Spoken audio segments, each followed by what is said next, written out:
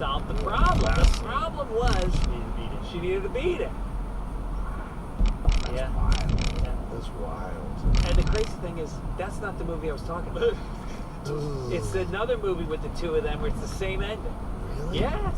So he beat up a lot of women in those movies. Well, her in particular. That was a regular thing. How much domestic abuse existed back then? Was it 100%? Like how many husbands and wives physically fought back then? I think that they really did think that they were like I know when they had kids, they felt like it was a duty that, spare the rod, spoil the child. Like they really thought it was part of parenting. And I think that probably extended to marriage to some extent also.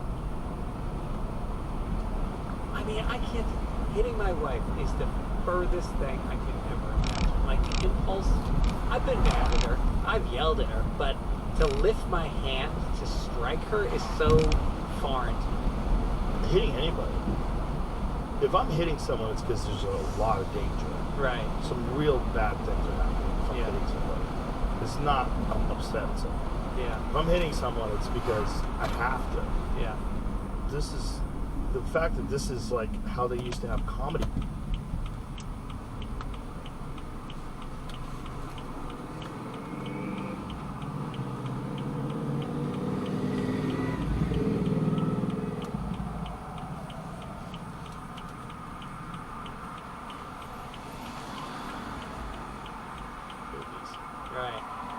The fact that the whole town was following him around is so strange.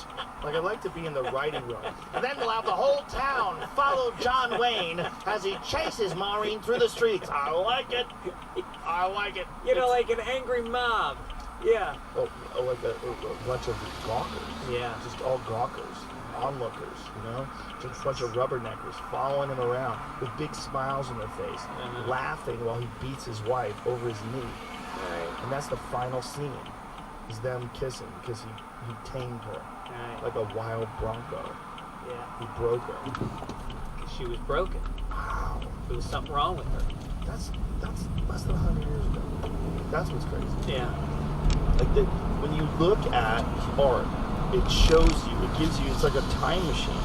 It's one of the more amazing things about film is that it's a time machine into this era where things were just way different. And one of the best representations of that is comedy. Like, comedy from 1950 just doesn't work. It doesn't work. It's like, it's the wrong pieces and the gearing's off and it's got the wrong fuel. It doesn't work. It just doesn't work. Well, sometimes it does. Like, I could still watch my kids watched the Marx Brothers when they were little, and they got it from the get-go. They were kids. They didn't know any better. No. Show it to a 40-year-old. You don't like the Marx Brothers? It's good. It's good. It's film. It's interesting because it's a part of an earlier era. Right. What I was talking about is stand-up. Yeah. Oh, yeah. Stand-up is... Lenny Bruce, who without him, neither one of us would be here. Yeah. Right? He's in my feeling, he is the OG. He's the godfather. He's the guy who figured out how to take social and cultural issues and just a unique take on life and explain it in a way that blew people away. Right. It was not just jokes. And he brought in the fact that he was Jewish. There was a context to his opinions, and